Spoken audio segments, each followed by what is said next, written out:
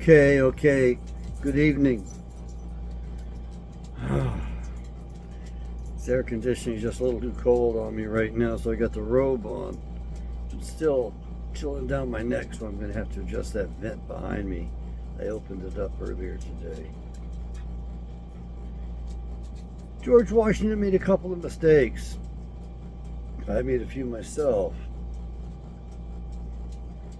And my friend, actually, my Jewish handler, you remember running for president, all American presidents had to have a Jewish handler, so I asked my Jewish lady friend from New Orleans if she would be my handler, and she said yes. And I know that's a tongue-in-cheek kind of joke, but the fact is that I don't know what it is. I guess it's because we're both pretty honest with each other, and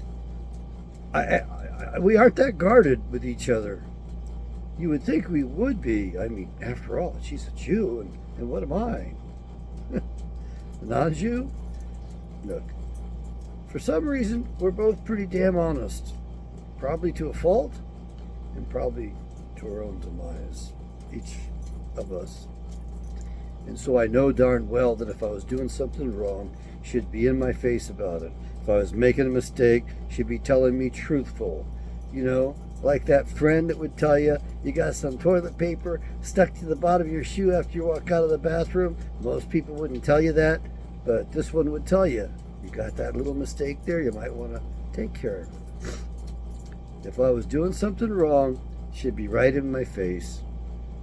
That's a friend. I mean, to tell you truthfully, to try to correct you, not to lord it over you, but to at least sometimes hammer it home if you're being thick-skulled. I'm not trying to give her any greater license than I've already given her. But I told her that Bibi has destroyed Israel. She came back and said, no, the Khazarians have taken over the world. Mark that. We have that in agreement. We both realize and recognize there's a group called Khazarians, and they've taken over the world. We understand that. And of course, I've been assuming they just want to destroy the house of Israel. Man, this makes so much sense it's not funny, because she says, well, they destroyed the Sephardic Jews. That's all they've done because they hate them. Well, it's not quite true, but she's right. I mean, and she's taking a little bit on the personal side, perhaps, and being a little dramatic about it, perhaps not. But there I am going, what am I thinking?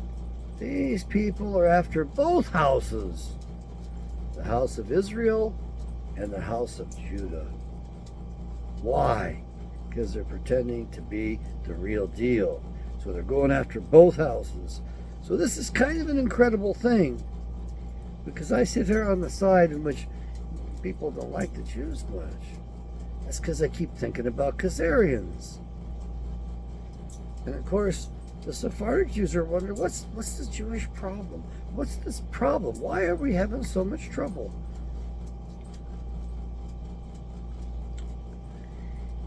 And the problem is, throughout history, we've got them misidentified, mal-identified. We've identified the wrong culprits. I've got this book, this video up, The History of Central Banking and the Enslavement of Mankind by Stephen Goodson, Peace Dozer edition. This is a great video, but he's got it wrong. That's because these people had us all fooled. They've had us all bamboozled. They're writing about the fake Jews. The Synagogue of Satan, Revelations 2:9 and 3:9. So I know, I'm driving home the point, and I'm laboring on it too much, perhaps. I want to make sure things are clear. I don't want to be accused of anti-Semitism or being even anti-Jewish. I don't care much for the stuff that came out of Babylon. But the stuff that came out of Khazarias got worse. Lorraine, come here. She's pacing. Come here, come on. George Washington did make two mistakes that I know about. And one was he started a secret society. Now, who authorized him or inspired him or ordered him, commanded him to start this secret society, I don't know. And the actual name I'm not sure about. The Knights of the Golden Dawn, the Knights of the Golden Era, the Knights of the Golden Age. All I know is it begins Knights. This is an important thing to recognize because it tells us that our very first president we've been revering so much was not quite on the up and up with us. He became our first president, I believe, because he recognized the King of England as the king, and he just wanted to be a president presiding over this republic, this union, this momentary experimentation allowed by his king. You know what I'm getting at is George Washington. We need to reconsider him. The other thing about George Washington, and you have to remember that when General Cornwallis took the surrender, or surrendered, and General Washington accepted the surrender, General Cornwallis warned Washington, within 200 years, or 200 years from now, you will be worshiping the religion of the Jews. Well, anytime we hear Jews, we're not sure which group we're talking about. Their religion? Would this be us worshiping the same religion that they have? If we did, wouldn't we be getting along a lot better? Or would that be a religion they decided to invent for us? Like the Scofield Reference Study Bible and the Zionist Christians? Yes. George Washington wrote letters exclaiming how he had visited the synagogue in Rhode Island and how much he liked those people and approved those people. And our founding fathers argued among themselves, do we allow the Jews here? Do we allow the Jews inside the country? And there were warnings given. But of course, we have to remember, they didn't know what they were talking about back then in terms of who the people were and identifying the right culprits, if you will, the right group. So, of course, the most notorious, the ones that stand out, the ones that commit the most crimes, the ones that commit the most usury, stand out. And we come to regard those as representative of all of the Jews. Big mistake. Read Edwin Black's transfer agreement if you want to understand more about that. Edwin Black was a Jewish gentleman, graduated college, and spent his life savings, $5,000, writing a book, which took him 1 year to write, called The Transfer Agreement. It is a very dry book, hard to read, yet it really gives you a great picture of what transpired and how Adolf Hitler may rightly be called and considered the father of modern Israel, the modern state we call Israel. With all the trouble they're giving us now, that should go over real good. George Washington approved the synagogue. What did they do out of Rhode Island? What did they have in Providence, Rhode Island? They have this incredible port in Providence. I've been there a couple of times. I've seen the old ships that are preserved there. Of course, they're painted and cleaned, and you don't smell the stench of blood and feces and human waste. They don't have the obvious trappings of dead men or men being tossed from them or dead bodies being cast out to sea. coming across from Africa. Providence was part of the slave trade. That's where they harbored those ships of that trade. That little postage stamp of a state called Rhode Island, which we gave full-fledged senatorial privileges compared to the rest of the colonies. That's because of the criminality they established that little fiefdom for. Sorry, Providence. What a name for the harbor that sheltered the slave ships owned by Jews. But again, do we have them identified properly? Or were they Khazarians? Or were they Italians? Who knows? Or were they Irish? You tell me.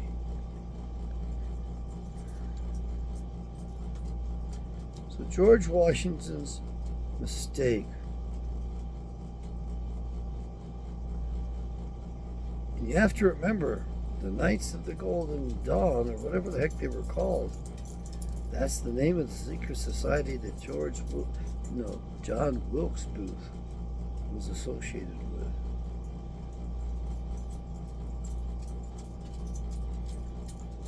A special arm of the secret societies created by George Washington. What a letdown George was.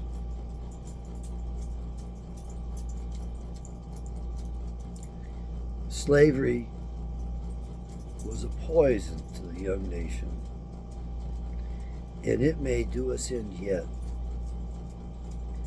Kind of depends on if the black man gets his place in his family again and gets to take care of his own ranks. I told you, I support the Jews, I support the Negroes. When it comes to policing their own ranks, they're the ones who should be doing it. They're the ones who can do it, and they can do it best. It's the same with our own society. We need to police our own ranks. How do we do that? Well, we didn't have to worry about it in the early days because we had our militias. In order to be a member of good standing with a militia, you had to mind your P's and Q's. You had to abide by the laws of the state. Most states, they require you to serve in the militia. And most of those jurisdictions required you to own firearms. They dictated to you. You would have a long arm, a short arm, and a short sword, and 200 rounds of ball, so much powder. It varied from state to state, just like the age of the militias varied. And I have a feeling they didn't hold on to those too tightly, because I know doggone well that men younger than 20 were showing up in the militias, tagging along to say the very least. And that would have been totally acceptable. Dad would have taken his son with him to the militia. We all had a hand in policing and in helping each other. Think of the depth of this. Think of it now, because I've considered it, and I think it's a serious matter. Because when you have a militia, it's well organized. You have men in command. You have levels of command, which means you have support. Hopefully you have support. So if you don't know what to do, you can talk to your brother in arms, and you can go up the chain of command. And if they can't figure it out, they can take it further up.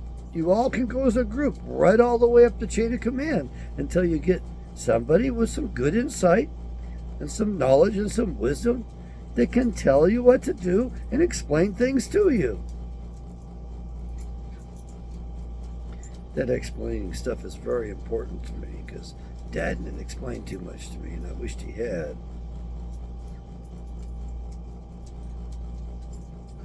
I guess I was breaking the man in, and he did a better job with my little brother. Good girl. So, if we hadn't let the Jews in, we wouldn't let the slavers in, we wouldn't let the usurers in, we wouldn't be in this trouble today. A couple hundred years later. 200 years. Where have I heard that before? Oh, it's the title of a book. 200 Years Together. Who wrote that? Oh, a famous man from Moscow, or was he from New Hampshire? Alexander wrote that. That was his last book. I haven't read the book. I'd like to have a copy of the book in English. I really would. I'd like to see if Alexander Solzhenitsyn understood this. He might be able to reveal something to us. He was a great author, a great man. He was very disappointed in us, and he couldn't wait to go back home, and I can't blame him. He went home to a hero's welcome in Moscow. He was extremely disappointed in what America had become and how far we had fallen. Disgusted him. I don't know him. He didn't tell me that. I'm just guessing. Could be guessing wrong. So George Washington's mistakes. Allowed the king to take us over. Allowed the king and allowed Babylon to stay here with us. We should get rid of those Babylonians once and for all. Of course, I'm referring to the British in their controls. And their controls are broad. It's called Mystery Babylon for a reason.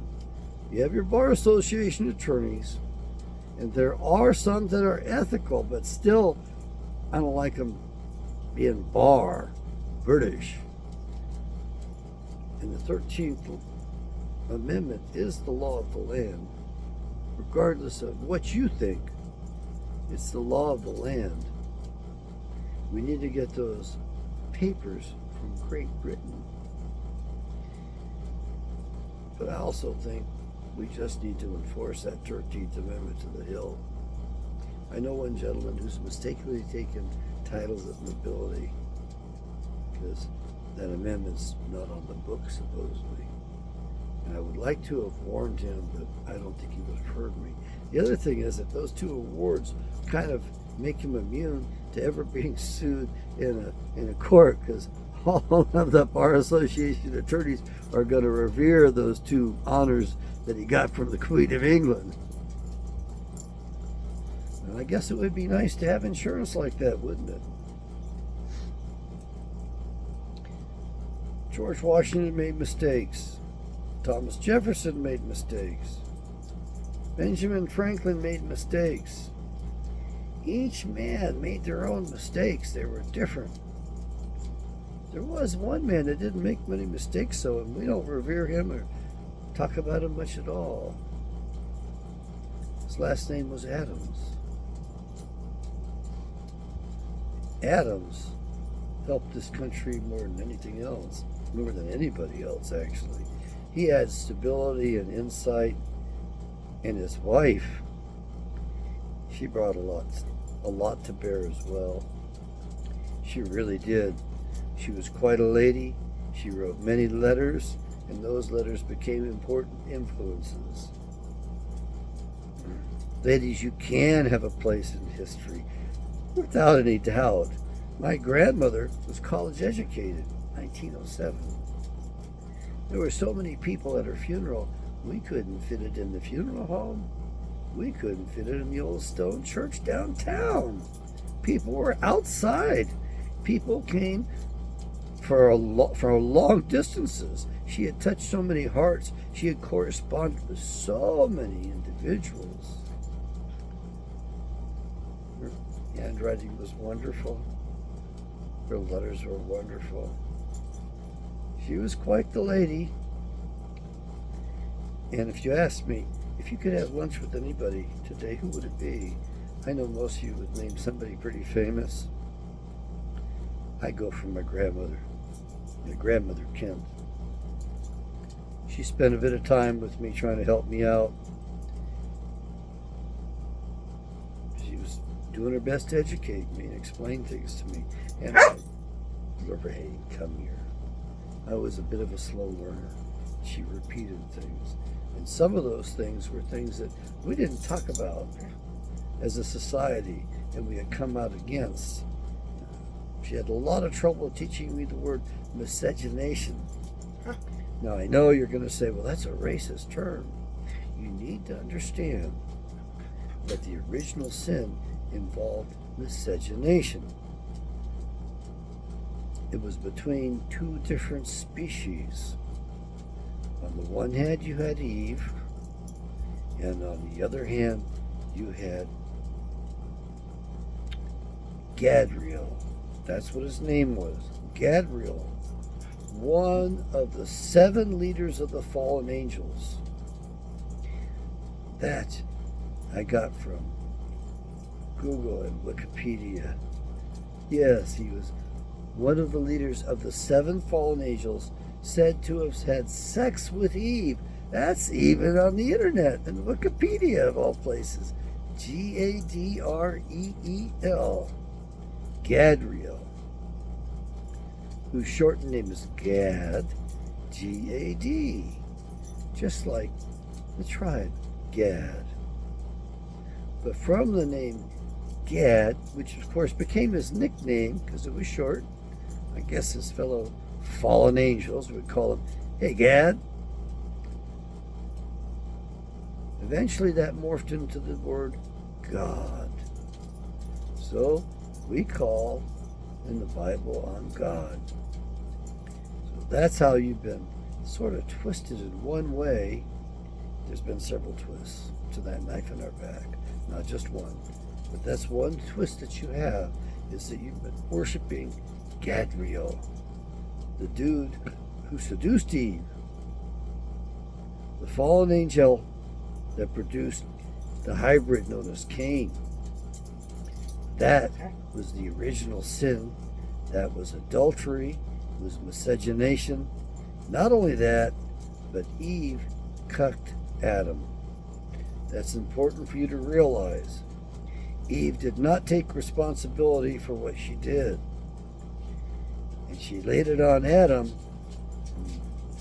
and told Adam basically it was his child. And God had helped her get the child, so he had to accept it. Yeah. And that's become a tradition around the world. 30% of all births, the man that's listed on there is getting cucked. Lorraine, what are you doing? What are you doing over there, huh? Do I have something? Do I have a treat in the... Is there a treat in the shorts over there? I forgot I put that package of treats in there. Oh well, she's got a nose on her. I think that's what's in the pocket.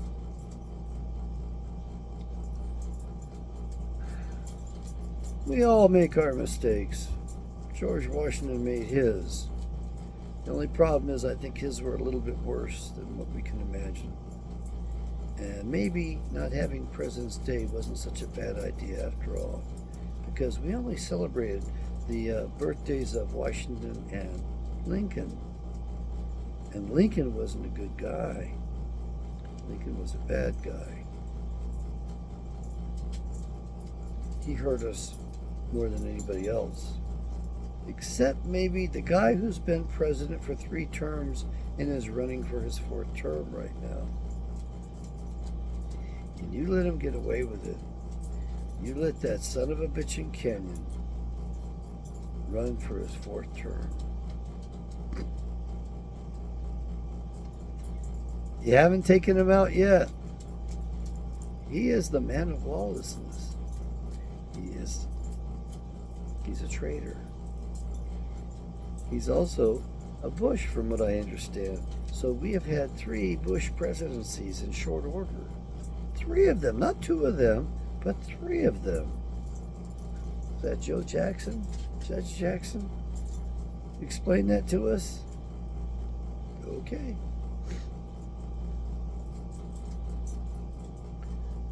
I need you to understand that had we not allowed the Khazarians in the country, it would have been different. But here we are. And I have to say, this is by Yahweh's hand. Why? Because Yahweh wants us to turn to Him. We have no choice at this point. You've got two men running for president,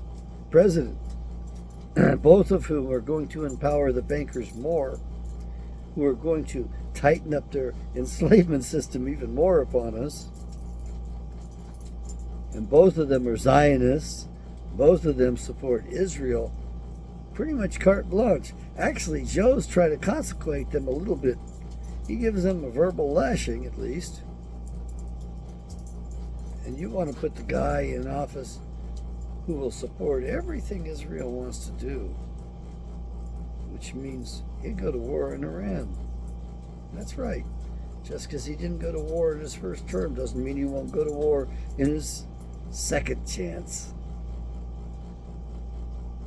My God, I would love to put Patricia Wheat in the office of president right now. She's a gentlewoman from the state of South Carolina. I call her Lady Liberty. She understands more about the structure of the Republic and how to restore it than probably any man. That's right. Any other person, any other man or woman. She understands that better. She would be one heck of a domestic policy maker, which is usually the position of the vice president. That's why I chose her when I decided to run. It's kind of a joke. You realize how far this country would have to be blown to pieces for me to be considered for president? I don't like that idea at all. I don't want that happening. I don't think it has to go that far. But if you folks don't repent, she may get blown to smithereen. We may be blasted into the dark ages in short order and at each other's throats. And the FBI did a real good job of separating us all and putting us at each other's throats. You know, I get accused of hate speech on Facebook and on this platform, YouTube. Hate speech is against our community standards. What kind of community standards is it when you harbor the FBI, who takes all sides and plays all sides against each other and foments insurrection from all directions? Goes against us, puts people against one another, makes sure that we can never join together again, just like their bankers ordered them to do.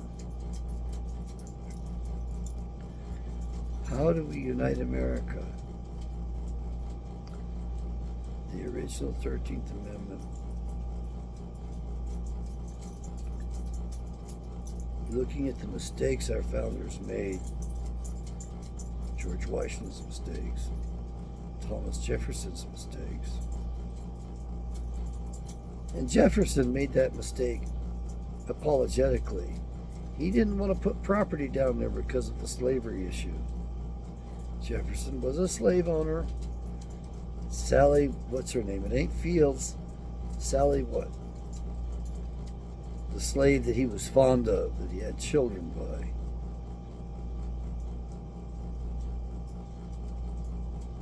At least Jefferson knew enough to go after the pirates of Barbary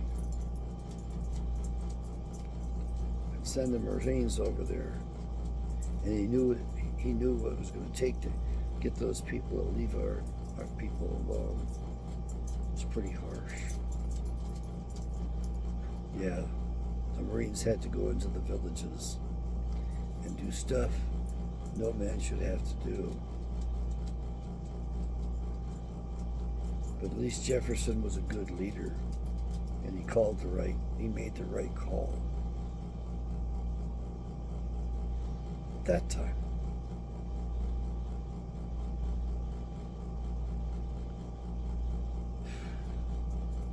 We unite the country because our very survival depends upon it. We unite the country under the old faith. We unite the country under the 10 Commandments, the law of life, and the blessing they give. They give blessings. Remember that. David said they give me life. They give blessings. It should be called the law of life. And the emphasis should be upon the blessings that they give. Read about the blessings in there. It's in Leviticus and Deuteronomy. Read about the blessings and ponder about that. Meditate upon that. And then meditate upon the 10 Commandments. Drill them into your head. Do your best to live by them. You are blessed when you live by them. Don't miss out on the blessing. And we have to recognize that Yahweh's hand created this country, created America to begin with, and made us good, which made us great. But we stopped being good. Now we just want to be great again. We don't want to be good. I'm sorry, there's no shortcuts. Either you become good again, or you'll never, actually you won't even survive. You'll be wiped from the face of the earth. Either you become good again, or you're gone. So we will have to become great again. Actually, we should become America for a change. We didn't do that very well for very long. We're supposed to set an example. What do we have? Maybe 7 years under our belts as a true republic, and that's about it? Come here. Oh, yes, sweetie. Come on up here. Up, come on. Yeah, you get to make an appearance. Come on, you're not quite on camera. Okay, that's the best we're going to do.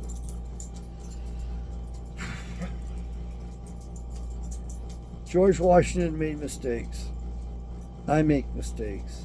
My Jewish friends kind of making a mistake.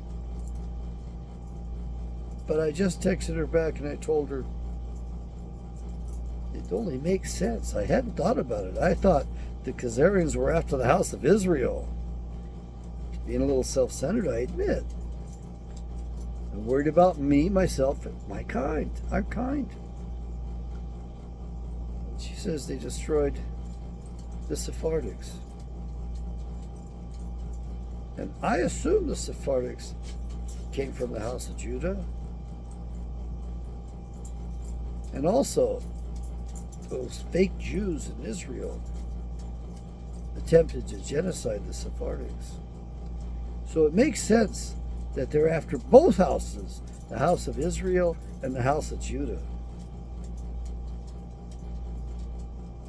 Our survival, baby, it may require us to work with the house of Judah. Now, are you going to be able to reach across that aisle and work with the house of Judah? You better, because it says in the old prophet that we from the house of Judah are going to march arm in arm with those from the house of, well, we from the house of Israel, I forgot. Yeah, I switched places for a second. We march arm in arm with those from the house of Judah back to the promised land. And in case you're wondering, there aren't many of the house of Judah. It's a lot more for the house of Israel. So it's going to be pretty rare, and it's going to be pretty special that we find one to march arm in arm with back to the promised land. And that exodus will be out of the north. Unfortunately, I don't think there's going to be many of us left. And we will march together. And that exodus will be very important. So important that the exodus out of Egypt will never be spoken of again. It's in your Bible. Go read it. Pretty sure it's Isaiah. If I'm wrong, it's Jeremiah. I hope you learned something from this one. There's a bunch of little goodies embedded in this. It's not easy to get at the truth and what's best. Sometimes you have to wait till you grow up in your 70s to get there. Don't wait as long as I waited. Read your Bible earlier in life. Of course, I was finally driven to it. I had no other choice. Yahweh had humbled me, hit me twice, stroked me twice, made sure that I had absolutely no hope and nothing going for me. And I realized I'd read every book on my shelf, everything in my libraries, all these wonderful music books, all these wonderful psychology books, except the Bible. And I'd actually been to Bible school, to college level. I didn't do very good.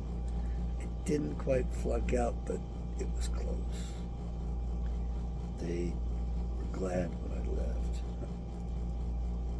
I was glad too.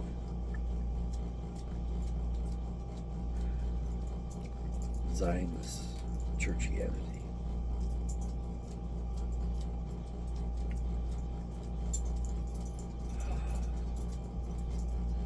And if you think it's easy, when you hear me, it's not. I struggle. I struggled last night. Finally, I guess I relented. I went through several things. I realized how I had screwed up and I repented. Don't want to do that stuff again. I forgot it already, but I suppose if I was to dwell on it, I'd get there again. But I also was given the space to think clearly. And remember, I know some good attorneys. I know a couple of really good ethical ones. Actually, I know a couple more beyond that. And I also have the wherewithal so I can pay the bill for the attorney. Don't like that much, but I'm going to do it. And I'm just going to go with it because Yahweh said, I've got you covered. Yeah, that was a recent message to me. I've got you covered. Now, is that the Holy Spirit talking to me? Or is that me just wishful thinking? And of course, I do want to say, who am I to think Yahweh's going to take the time for me? How should I have such audacity? Well, you got to have that. And one of the craziest prayers I used to say, I'd get up in the morning out of bed and I'd ask Yahweh, I'd say, it was God at the time. I didn't know his proper name. God, what can I do for you today? And of course, I would get up and I would laugh my ass off at myself right then and there. It's a good way to start the day. You have to admit you start with a laugh. Why was I laughing? The audacity to think that I could do something for him. That I had something to offer him. Now that's kind of crazy if you ask me. It just seemed absurd. How do I give him anything? And I would laugh at myself.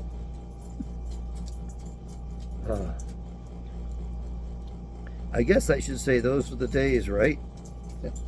Well, at least I had those days and I remember those. So if you don't mind, I'm going to sign off. These are George Washington's mistakes. We need to learn these. And they aren't that easily teased out. You cannot group up people according to their name or classification and be fair about much of anything. And you lose out on a lot when you do that. And besides that, we have to unite.